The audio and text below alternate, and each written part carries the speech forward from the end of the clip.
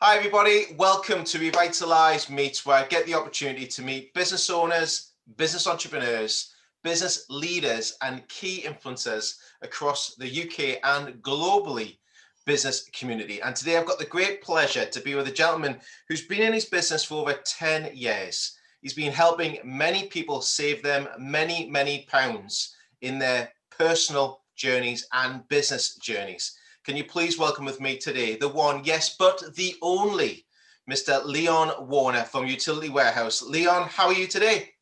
I'm absolutely wonderful. Nice to see you, Lee, on this cold morning, wherever we are.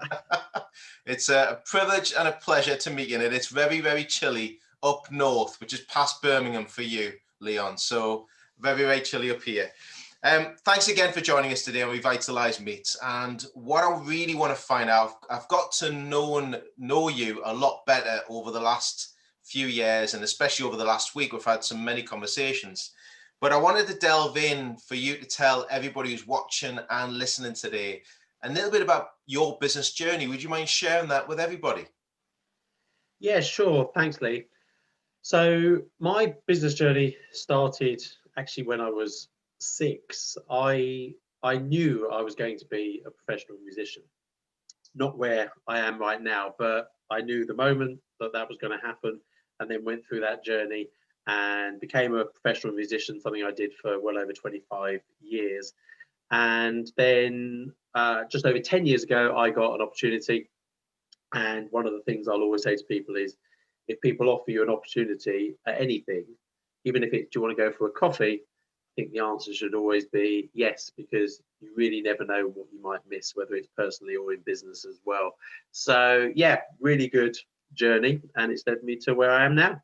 Absolutely superb. Now, I want to delve in a little bit further with this before we get into a little bit of the content of today's interview. But the musicianal part of it, but you also mentioned to me about ringtones, which is part of your business journey. Would you mind telling a story about that in your background? Very intriguing, ringtones. Yeah, so back in the early mid 90s, when mobile phones were the size of a small semi-detached house, and I had a friend who had a Volvo with a trailer, and we used to joke that the Volvo was for his mobile and the trailer was for the battery for the mobile.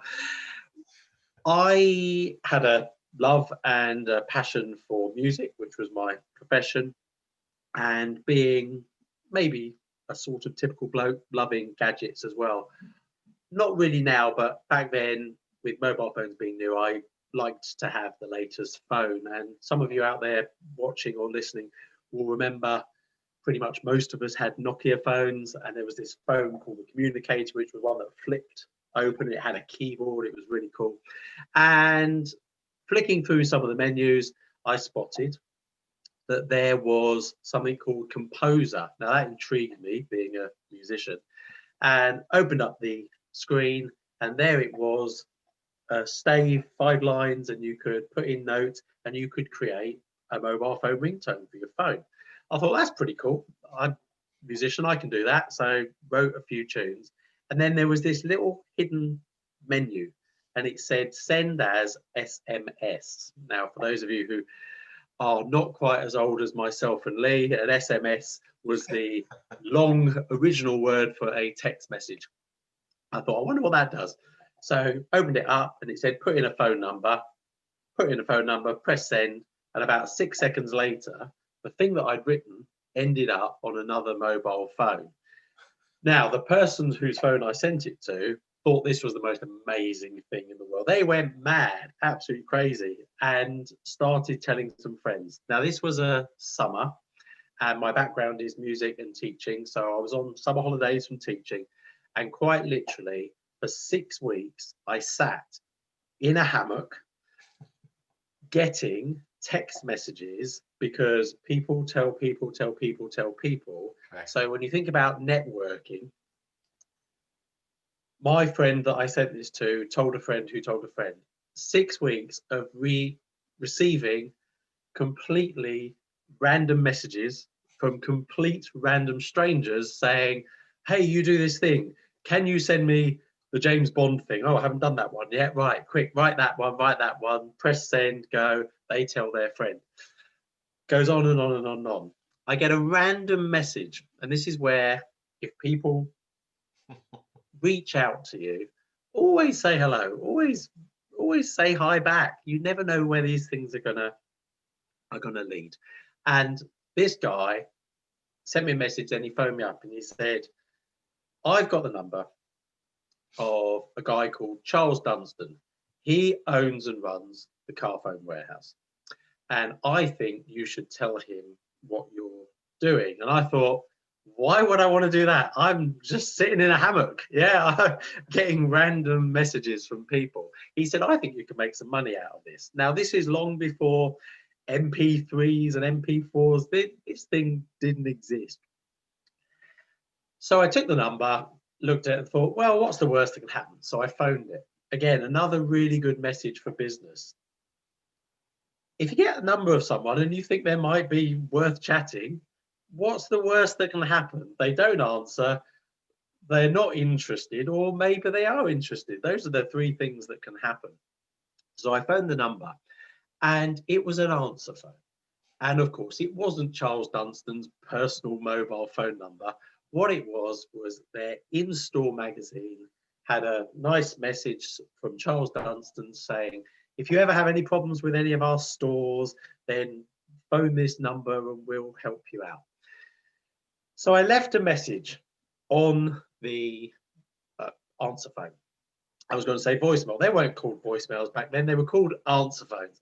And I said, hi, my name's Leon Warner, and I've got an idea that might be of interest. So here's my number, and if you want to phone me back, please do. Thought no more of it. About 3 or 4 days later, my mobile phone rings, and it's a lady, and she says, you left a message on our voicemail. I'm the PA to Charles Dunstan, and you said you've got an idea. What is it? Now, I could have said, and here's another tip, if you want to get to meet someone, here's a really cool tip. Don't tell them over the phone everything about what the idea is, because they can make a split-second judgment based on not a lot of information. So the lady said, what's your idea? And quick as a flash, I said, I'm not telling you. Now that put her in a really interesting position.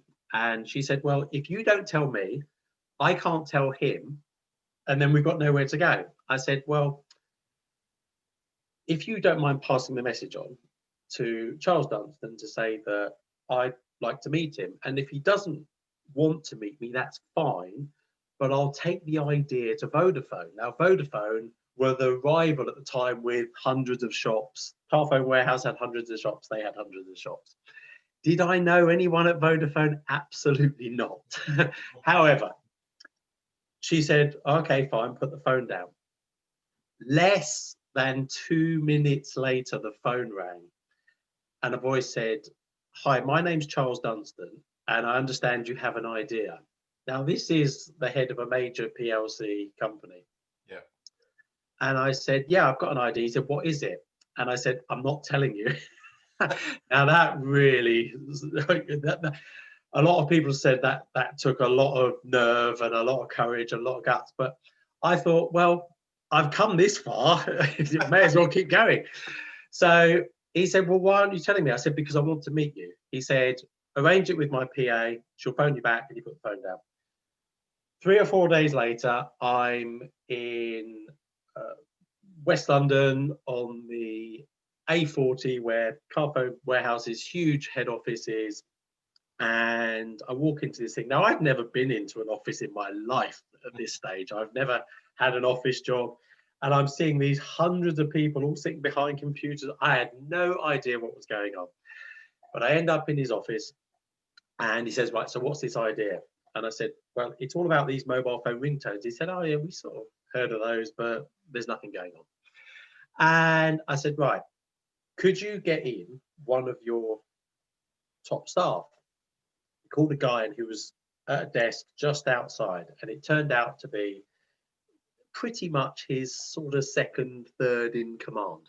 Nice guy. And I said to this guy, right, are you into music? Are you into sport? Are you into this? And Charles Dunster said, this guy is the biggest Chelsea fan in the universe. Now, I'm a musician and I've got a pretty good memory. I'm thinking, Chelsea, I know what their song is. So I get this phone out in front of him, never done this, wrote out the music and said, give me your mobile phone number. Gave it to me. I pressed send. 6 seconds later, his ringtone was the tune of his favourite football team. He looked at Charles. Charles looked at him. Charles then looked at me and said, we will have it.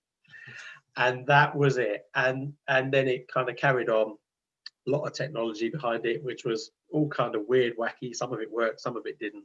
But for a year of my life, they ended up selling the mobile phone ringtones. I wrote a bank of several hundred, and brochures were done for the shops, and Carol Borderman did the radio ad. And so it was really cool. And the real moral of the story, I think, from a networking point of view, is if you get an opportunity, even if you think, why would anybody ask me? I have no idea what to do. What is the worst that can happen?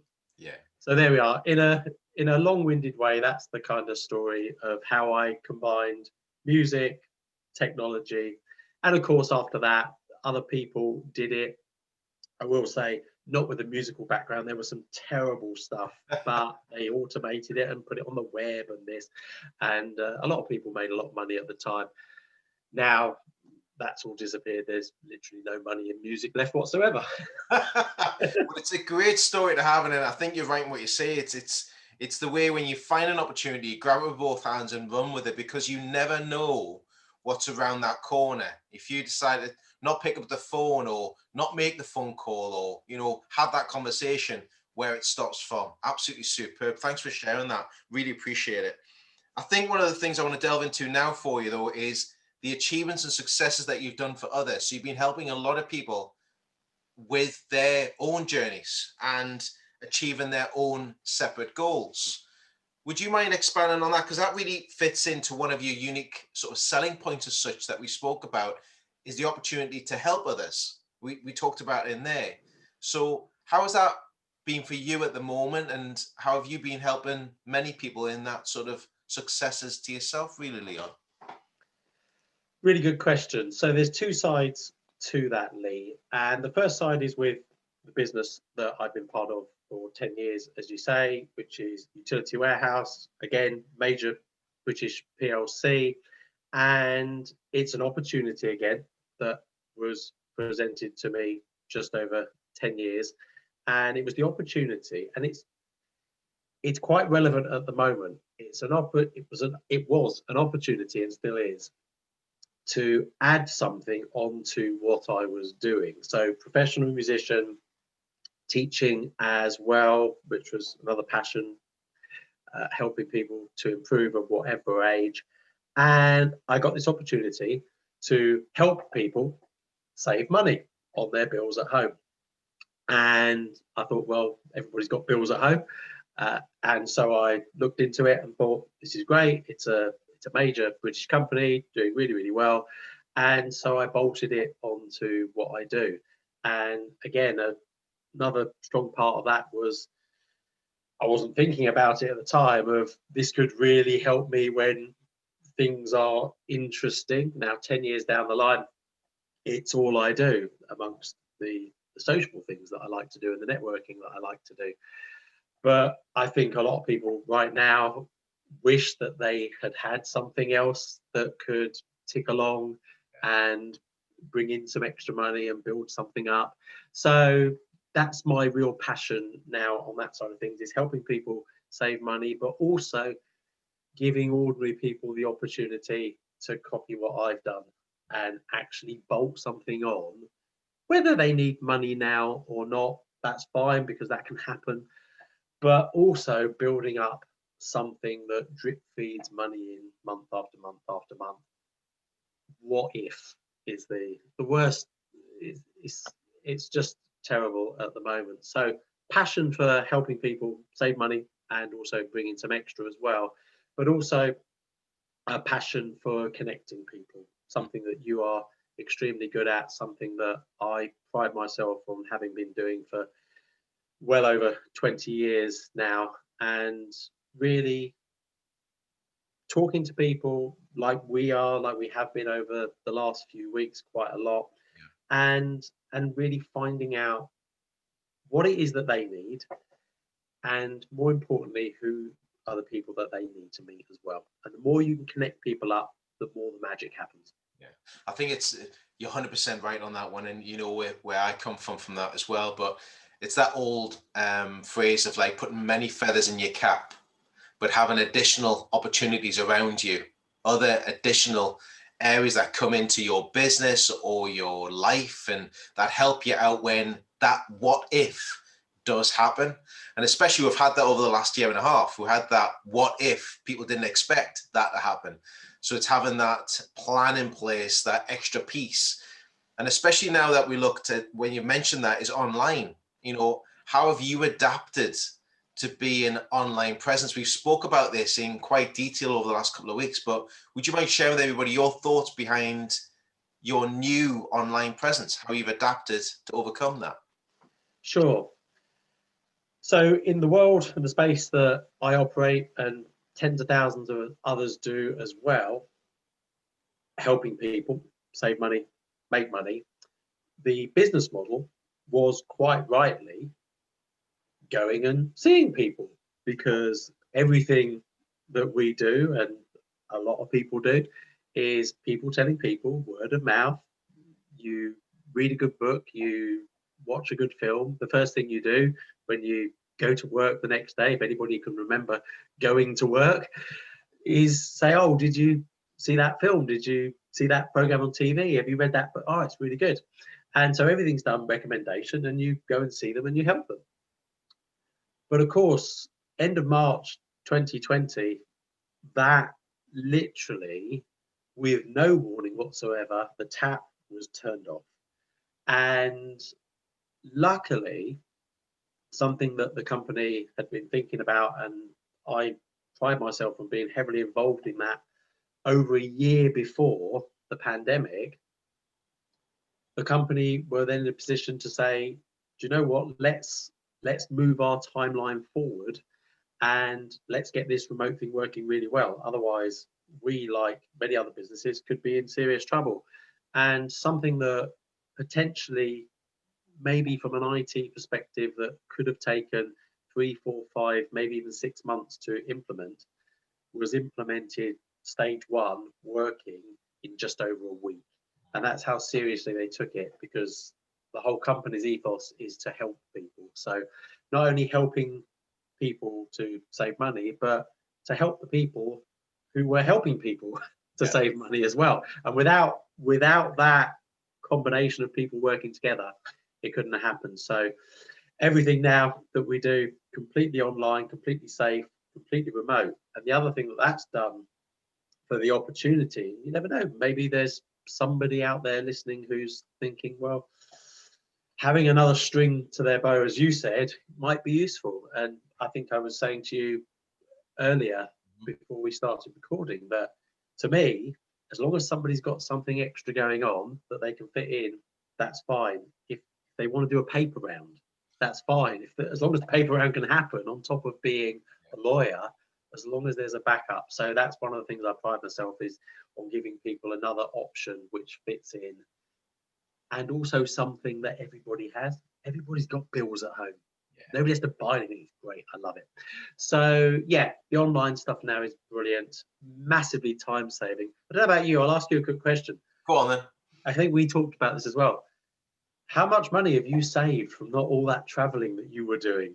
Oh, like, it's amazing, isn't it? not just in regards to money wise, but also time wise for me that I've started identifying. I mean, that's a value in your own time that you've got as well, where you can work on other areas and other strings and look at other things. But yeah, the traveling aspect of, I don't think a lot of people actually took notice of that too much. It became just an automatic pilot. It happened to go for a coffee, and you go for your cuppa and you have your sandwich, you buy your lunches, you're doing your traveling, you're allocating 3 to 4 hours at a time of traveling to a meeting, having a meeting, and then traveling back to your office.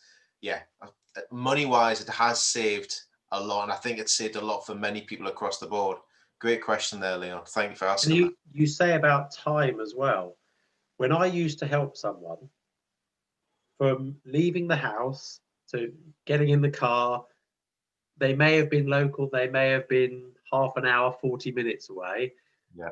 Times that by 2, and the hour that you spend with them, maybe Correct. slightly over. It was a 3-hour process. Do you Correct. know what's really great now? Now it's, I'm just nipping into the home office. If anybody needs anything, if the roof falls off again, just go, just come and let me know. If if the kids really need something, I'm only next door, not I'm 20. And you've experienced that as well. It's just a really nice, unexpected position for people to be in now. Yeah, I think it makes a bit more control of your own schedule, your own timings. You can do what you wish to do, and it's quite easy to jump online. I mean, as we said, online now has opened so many geographies. It's opened up so many borders that we're unable to get. Travel down to Bournemouth. There's a fair distance to travel down to from the wilds of up in Scotland. So to do this now makes it a lot easier, more efficiently, more productively for everything. So great question. Thanks for asking that about online. Now, with everybody's watching and listening, there's many budding entrepreneurs. There's many people out there who want to expand their networks and get out there and speak to more people, embrace this sort of virtual area. What would be your top 3 tips, if you could share that with everybody today? Top 3 tips of starting up their business, but maybe even entwining a bit of what we do very well is connecting people, is finding the opportunity. Number one, we mentioned it together already, which is, I believe that with everything that's gone on over the past year, it's so important to have at least one extra string to your bow. Because, for example, we were talking earlier about the travel industry, we were talking about the events industry. So many industries and people's jobs, livelihoods, what they were thinking about in terms of looking after their families, got turned off. Then it got turned on again. Then it got turned off again. The uncertainty, it's been like a roller coaster, not through the fault of anyone, not any government, not any politician, but just through this unexpected life event. And it's not over yet. We're still on this roller coaster. And you know what? Unlike a roller coaster, which we know that in 3, 4, 5, 6 minutes has ended, nobody can see the end in sight. Yeah. So I would say, number one top tip, make sure you've got some kind of backup plan that can help you, your family, and your loved ones. From a networking point of view, I'd say the second tip would be to just connect with people. Like we shared with that story about the mobile phones. Seize opportunities, connect with everyone, and make sure that you find out what they need. 100%. Ask them what they're looking for, what they're trying to achieve, who they're looking to meet. If you can ask people those questions, and remember, most people have never been asked those questions. Who are you looking to meet? Well, I'm looking to meet people who make left-handed widgets. Oh, brilliant. I don't know anyone who does that, but I know somebody who does. And that's what you're looking for. So that would be my second tip. Make sure you find out what people need. And thirdly, no matter what it is you do, no matter how many strings to your bow you've got, no matter how many conversations you have, just make sure you enjoy the journey. Because how many people are doing things that they don't enjoy? Make sure that whatever it is you're doing, you get real enjoyment and real value out of it. Yeah, and I think those are really really great 3 points to look at. And it's enjoy what you do. If you're not enjoying what you do something else. If that's the case, do what you're passionate in. Do what gives you purpose and drive. And those are 3 great points for people to take into set up their own business, start up themselves, and get out there and network at the same time as well, and meeting people. Now, with everything we spoke about today, achievements, your background with music, the background with the ringtones, great story in that, which entwines many things we spoke about today. Your achievements, the successes, and how you've embraced online and the presence now with expanding the sort of network across the UK and globally. What's next for Leon? What's the next step for you? What's around the corner? What does 2021 look for you right now? What are you aiming for?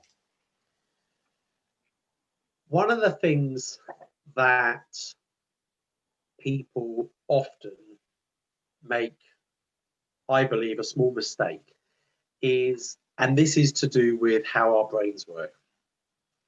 We find something that works, that's going really, really well, and without knowing it, our brain at some point gets really, really bored and says, well, that's going really well, but now I need to do something different. And I'm sure you've experienced it, no matter how much experience that any of us have, it just happens. So this year, 2021, is take the things that are working and keep going. And I have to keep telling myself over and over again, I know it's boring because doing the same things over and over again are boring. But if they're working, then it's remembering that the purpose of doing those things is the goal at the end. And so my 2021 is to carry on helping as many people as I can to save as much money as they can in their house, especially that's going now. It's to give as many people the opportunity to take a look at actually maybe adding something on that they could do an hour here, an hour there, and put a safety net around them and their family. And by doing those two things, when we are eventually allowed to go on holiday, go on the huge number of holidays that we have got stacked up, which have come through this great part-time business that I do. It's the reason I started it just over 10 years ago, when somebody told me I could go on an all expenses paid free luxury holiday. I said, how do I get started? And I've been fortunate enough to do the little bits of effort over time to go on 6 or 7 of those, and we've got about 3 that are stacked up that hopefully will happen. So that's my 2021, help as many people as I possibly can, and hopefully get to go and see some parts of the world. As you can see the map behind me, that's my thing, is holidays. Fantastic. Thanks for sharing that with us, Leon. How can everybody who's watching and listening today as well, how can they make contact with you to find out about the opportunities, to find out about the savings, or just to have a virtual cup of coffee with you? How can they make contact with you after today? Well, one of the things I love doing, as you know, is having as many conversations, one-to-ones with people, finding out what they need, who they're looking to meet. And some of the people out there will know that for the last 3.5 years, I've done some videos and promoted well over 300 people out, try and do one a day. So have a look out for those on LinkedIn, Facebook, etc., because you can contact me through there. But anyone who wants to have a chat about saving money, making money, maybe even both, you can connect with me through Facebook, you can connect with me through LinkedIn. I'm sure, Lee, you'll put my contact details wherever these are. Yeah. I suppose some people are listening to this on a podcast. So I'll happily give out my mobile phone number if that's all right. If you want me to, if somebody wants to scribble it down, it sounds like Swap Shop, wouldn't it? Yeah. 07866 152 604. There we are. Trying to remember a Swap Shop's number now. 01818 958 I think. There we go. See the memory there. That's showing your age on that one, mine, Leon, I tell you. And do you know what? You've probably got hundreds, maybe more, people saying, what's Swap Shop? Oh, no. Do you know, we were talking about the other day, just briefly, and the person I was talking to said, that was like eBay before eBay. If you ever want to check it out, check out Swap. Google. But yeah, I'd love it if anybody wants to just have a chat and find out about opportunities, share networking ideas, share networks, as in, who do you need to meet? Be fantastic to connect up with as many people as possible. Brilliant. Thank you much, Leon. And I would highly recommend everybody to get an opportunity to have a catch up with Leon, even if it's for half an hour, 40 minutes, 15 minutes for a virtual coffee to find out how you can open up many doors of opportunities to meet with other people, because that's one of the biggest things. It's a domino effect. When you have that conversation, it doesn't just open up one door, it opens up many doors. So make the connection, chat to Leon, and find out more about his business journey and how you can help each other, support each other in these times right about now. Leon, thank you very much for your time today. I really appreciate you joining us on Revitalise Meets.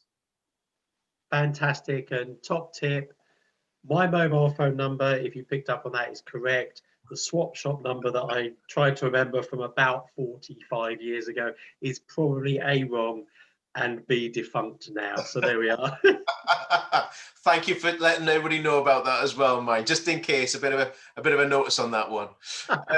Me and Leon wish you all the very best who is listening and watching us today. We look forward to welcoming you back to the next Revitalise Meets, where I get the opportunity to meet with business leaders, business entrepreneurs, business connections, key influencers from across the global business community. Stay safe, everybody. Keep healthy. And remember, as always, keep connecting. Take care. Bye-bye for now.